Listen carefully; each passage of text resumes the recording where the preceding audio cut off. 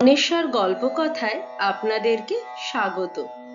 আমার আজকের গল্প শূন্যের ভিতর ঢেউ, পর্ব 2। কলমে সুমন মোহান্তি, গল্প পাঠে অন্বেষা। আমার প্রয়াস যদি আপনাদের ভালো লাগে তাহলে ভিডিওটি লাইক করে দেবেন এবং চ্যানেলটি সাবস্ক্রাইব করে দেবেন। তাহলে শুরু করা যাক আজকের গল্প শূন্যের ভিতর ঢেউ, পর্ব 2। বাজারটা বেশ মেজাজে করে অভ্র, দরদাম বিশেষ করে না, ব্যাগ বাড়িয়ে দেয়। 2 কিলো আলু, 500 পেঁয়াজ, 100 আদা অর্ডার দিয়ে ব্যাগটা বাড়িয়ে দিল সে। উবু হয়ে বসে এক মহিলা প্রতিটি আলু পরখ করে দেখে ঝুড়িতে রাখছে। বোঝাই যাচ্ছে খুব খুঁতখুঁতে মহিলা। মাথায় ওড়না, চেনা মনে হলেও নিশ্চিত হতে পারছে না অভ্র। 1.5 কিলো দাও, ঝুড়ি বাড়িয়ে দিল মহিলা। গলার স্বর শুনেই অভ্র ভরসা পেল। রুমকি? এবার সে নিশ্চিত হচ্ছে। চেহারার তেমন পরিবর্তন হয়নি, আগের মতোই আঁটোসাঁটো। গলায় হালকা মেদ, নাকের উপর তিলটাও স্পষ্ট। তুই এখানে? রুমকিকে খানিকটা অপ্রস্তুত দেখালো। আরে অভ্র যে। ঠিক চিনেছি তাহলে? বাহ, তোর উন্নতি হয়েছে, ঘোর সাংসারিক হয়েছিস দেখছি। এই গনগনে রোদে তুই বাজারে এসছিস কেন? রুমকি ঝাঁঝিয়ে ওঠে। বেলা করে বাজারে আসা চলবে না এমন কোনো নিয়ম আছে নাকি? তা নেই, তবে চিপ্পুস এবং কম আয়ের লোকজনেরাই সাধারণত এত বেলায় বাজারে এন্ট্রি নেয়। তো তুই কোন দলে পড়িস? কম আয়ের দলে। হাফ বেকার লোক, বাজারে পোকা কাটা জিনিস কিনি। তা বলে তুই তুই না হাইফাই ইঞ্জিনিয়ারের বউ? রুমকি উত্তেজনায় ওড়না সরিয়ে বলল, তাতে কি হয়েছে, বাজে বকিস না। ঘুম থেকে উঠতে বেলা হয়ে গেল, তাই এখন এসেছি। সুখের জীবন, বেলায় ঘুম থেকে উঠছিস। ভগবান কিছু মানুষকে সুখের ঘুম দেয় বটে। বাজে বকিস না তো। কোন বাড়িতে আছিস? কেন, শ্বশুর বাড়িতে। কেন, তোর তো এখন নাগপুরে থাকার কথা। রুমকি বলল, ও নাগপুর থেকে কলকাতায় চলে এসেছে, ওখানে ফ্ল্যাট কিনেছি আমরা, মাঝে মধ্যে এখানে এসে কদিন থাকি। অভ্র ঘাড় দুলিয়ে বলল, তো শ্বশুর দেখছি সামান্য বাজারটাও করতে পারে না। শ্বশুর অসুস্থ, সুগার প্রেশার বেড়েছে, আপাতত তাই দেখভালের জন্য আছি। তা তোর ছেলের বয়স কত হলো? 7 বছর। বলিস কি, বেশ বড় হয়ে গেল তাহলে। রুমকি ব্যস্ততার ভঙ্গিতে বলল, তারা আছে রে, বুঝতেই তো পারছিস। তোদের ছেলেদের আর কি কাজ বল, বাজার করেই খালাস। মেয়েদের কাজ তারপর শুরু হয়। হাত পুড়িয়ে রান্না বান্না করতে তো হয় না তোদের? তা হয় না, বলছিলাম যে তোর ছেলেকে দেখতে যাব একদিন। রুমকি জোরে দুদিকে ঘাড় নেড়ে বলল, তোকে আর ও করা যাবে না। কেন শুনি, কি পরিচয় দেব তোর? রুমকি সরাসরি তার চোখের দিকে তাকালো। আমার শ্বশুর বাড়ি খুব কনজারভেটিভ, তোকে বন্ধু বলে পরিচয় দিতে পারি, কিন্তু শাশুড়িটি আমার একখানা যন্ত্র, চোখ নাচিয়ে জেরা করবে। কেমন বন্ধু, বিয়ের পর তো একবারও দেখিনি, অনেক ঝামেলা হবে। ঠিক আছে, তাহলে গিয়ে আর তোকে ঝামেলায় না ফেলাই ভালো। তোর ছেলেটাকে বছর 3 আগে দেখেছিলাম। রুমকি ব্যাগ হাতে নিয়ে উঠে দাঁড়ালো। করছিস কি এখন? কিছুই করছি না, টুকটাক টিউশনি, বলার মতো কিছু নয়। নেহাত ফ্যামিলি পেনশনটা আছে, তাই এখনো বিপিএল ক্যাটাগরিতে নামিনি। ভাবছি তেলে ভাজার দোকান করব। বাংলার শিক্ষিত প্রজন্মের ভবিষ্যৎ তেলে ভাজার কড়াই এবং তার ফুটন্ত গরম তেলের মধ্যে লুকিয়ে আছে শুনছি। হিস্ট্রিতে মাস্টার ডিগ্রি করা একটি ছেলে তেলে ভাজার দোকান খুলেছে, কালকেই তো কাগজে পড়লাম। আর একটি মেয়ে বাংলায় এমএ পাস, পেটের দায় ট্রেনের কামরায় জামা কাপড় শাড়ি বেচে। ভাবছি ওখান থেকেই অনুপ্রেরণা নেব। হ্যাঁ রে, চাকরি বাকরির চেষ্টা করিসনি? অভ্র হাসে। কোন জগতে থাকিস কে জানে। কেন্দ্র এবং রাজ্য কেউই চাকরি দেওয়ার মতো বাজে কাজে ইন্টারেস্টেড নয়। ওতে দেশ ও দশের কোনো বিকাশ হয় না, ভোট ব্যাংক বাড়ে না। কেউ বছরে কয়েক লাখ কর্মসংস্থানের গল্প শোনায়, কেউ দেশবাসীকে আত্মনির্ভর হবার বাণী বিলোয়। রুমকি ঠোঁট বেঁকালো। একটা চাকরি তুই পেয়েছিলি, নিজের দোষেই রাখতে পারিসনি, সব জানি। তাছাড়া এমন বাহানা তুই 9 বছর আগেও দিতিস। তোর অজুহাত শুনতে শুনতে কান গরম হয়ে যেত তখন। বুক মুচড়ে উঠলেও অভ্র মুখে এক চিলতে হাসি ঝুলিয়ে বলল, কঠিন বাস্তবটাই বলছি। চাকরি পাওয়া এখন দুষ্কর। স্কুলের চাকরি নিয়ে কেলোর কীর্তি তো এখন সবাই জানে। এই সুযোগে কিছু মাল ফুলে ফেপে ঢোল হয়ে গেল। রুমকি বলল, জানি।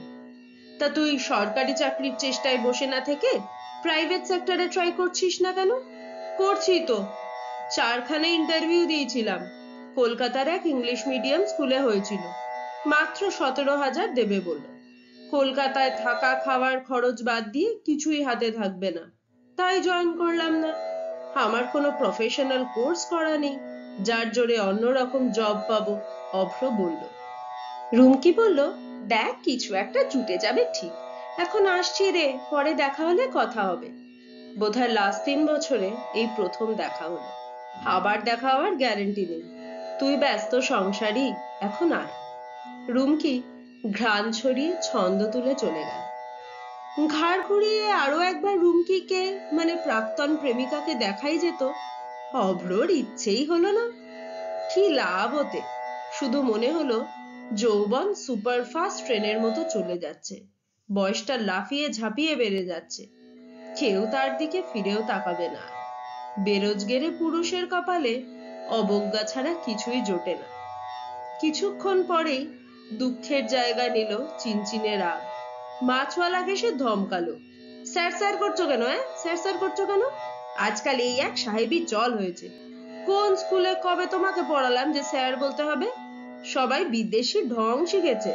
বার, রেস্তোরাঁ, হোটেল, এগরোলের দোকান, শপিং মল, সর্বত্রই স্যার স্যার স্যার। দাদা, ভাই, কাকা। বাঙালির এই সম্বোধনগুলো কি একেবারেই ভুলে যাচ্ছ? বাড়িতে বাজারের ব্যাগ রেখে অভ্র বেরোলো। মেজাজটা কেমন যেন বিগড়ে আছে। রুমকির সঙ্গে দেখা হওয়ার সাইড এফেক্ট? দূর, রুমকির বিয়ে হয়ে গিয়েছে 9 বছর আগে। তাই নিয়ে এখন কোনো শোক বা দুঃখ মনে অবশিষ্ট নেই। সে রুমকির ছেলেকে দেখতে চেয়েছিল। রুমকি তা মোক্ষম অজুহাতে এড়িয়ে গেল। রুমকির ছেলে তার ছেলেও হতে পারত। এ জীবনে বাবা হওয়া যে কি অনুভূতি তা সে এখনো বুঝতেই পারল না। সেই সুযোগও আসবে বলে মনে হচ্ছে না। 34টা বসন্ত তো এমনিই কেটে গেল। অভ্র দেখলো চকবাজারের মোড়ে প্যান্ডেল বেঁধে ধর্না চলছে। কোনো এক নেতা জ্বালাময়ী ভাষণ দিচ্ছে। অর্ধাহারে মৃত্যুর থেকেও পেপারে বেশি গুরুত্ব পায় মিটিং মিছিলের খবর। অমিও ধর্না মঞ্চেই বসে আছে। নেতাদের ইউনিফর্ম পরেছে, সাদা পাঞ্জাবি ও কুর্তা। আজকাল সবুজ ও গেরুয়া পাঞ্জাবিও মার্কেটে চলছে। রোগা পটকা অমিয়র চেহারায় মেদ এবং জেল্লা এসেছে। অমিয় দলের যুব সংগঠনের উঁচু পদে আছে। ছেলে আমাদের করিতকর্মা মেন রোডের ধারে একটি ঝা চকচকে রেস্তোরাঁ খুলেছে। রাজনীতি করলে ক্যাপিটাল জোগাড় হয়েই যায়। ও নিয়ে প্রশ্ন করতে নেই। জনগণ গণতন্ত্রে দুর্নীতিকে মেনেই নিয়েছে। অভ্র অমিয়র লেটেস্ট বান্ধবীকে চিনে রেখেছে। প্যান্ডেলে একেবারে পিছনের সারিতে বসে রয়েছে। ঢলঢলে চেহারা, মুখে চোখে যৌবনের জেল্লা। বয়স 24-25 হবে। একে অমিয় কোন টোপে গেঁথেছে কে জানে।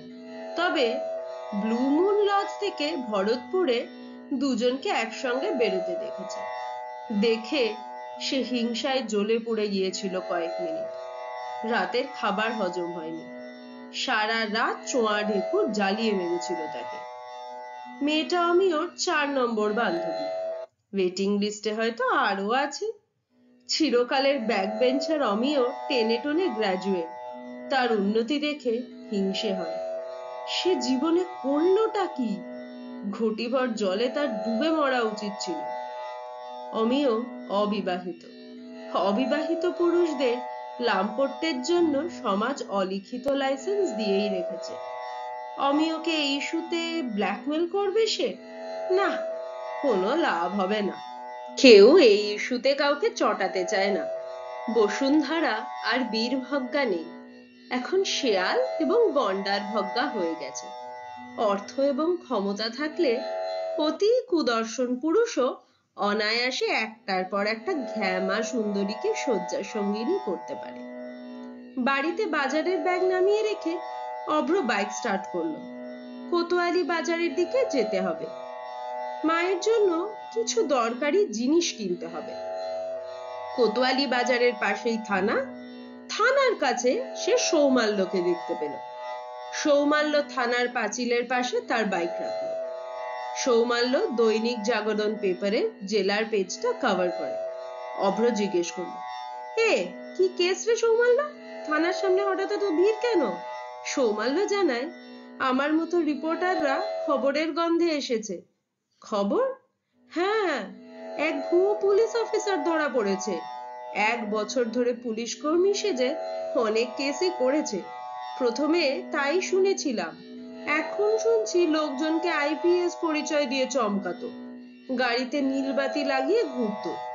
নীলবাতিওয়ালা গাড়ি নিয়ে এই মালটা দিন কয়েক আগে কোথাও একটা পাত্রী দেখতে গিয়েছিল। আবার কোনো এক ব্যবসায়ীর কাছ থেকে 1.5 লাখ টাকা ঝেড়েছে। তাহলে তো কোনো সন্দেহই নেই যে ইন্টারেস্টিং খবর। চারদিকে এখন ভুয়োর রমরমা। তোমাদের কাছে এখন ভুয়ো টিচারও হলো 2022 সালে হট টপিক। এ ভাই, ওই নিয়ে বেশি লেখা যাবে না। কেন যাবে না তা তো নিশ্চয়ই তুমি বোঝো। অভ্র ঘাড় নাড়ে। কিছুটা বুঝি। গণতন্ত্র আসলে একটা তামাশা। আমরা হলাম ভিকটিম। যাও, তুমি তোমার কাজ করো। অশ্বত্থ গাছের ছায়ায় দাঁড়িয়ে অভ্র একটা বিড়ি ধরালো। রুমকির সঙ্গে তার সম্পর্কটা কি ভুয়ো ছিল? অতটা সৎ থাকা তার উচিত হয়নি। নিদেন পক্ষে লজে 2-3 বার যাওয়া যেত। চুমুর বেশি এগোতেই পারেনি সে। ভাবতে ভাবতে বিড়ির লেজ পুড়ে গেল। ঠোঁট জ্বলে গেল অভ্র। সে তড়াক করে লাফিয়ে উঠল।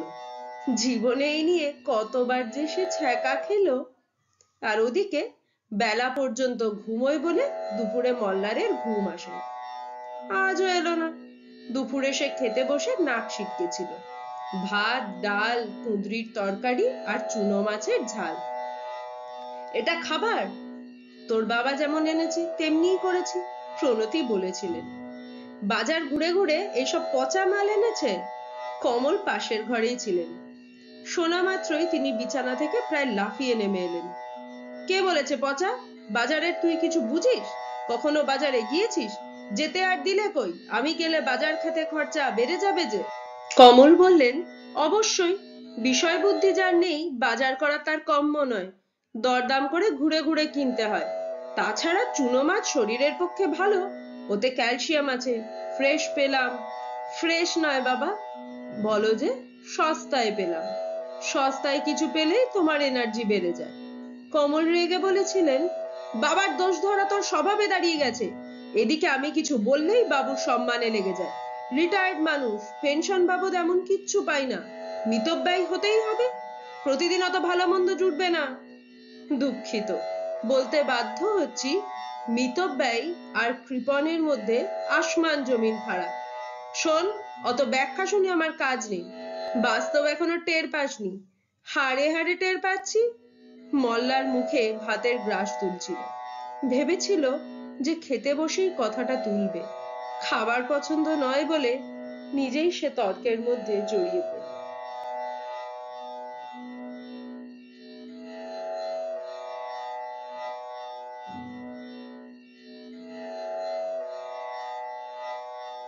শূন্যের ভিতর ঢেউ পর্ব 2 এখানেই সমাপ্ত হলো।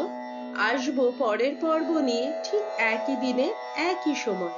ততক্ষণ সুস্থ থাকুন, সঙ্গে থাকুন এবং অপেক্ষায় থাকুন পরের গল্পে।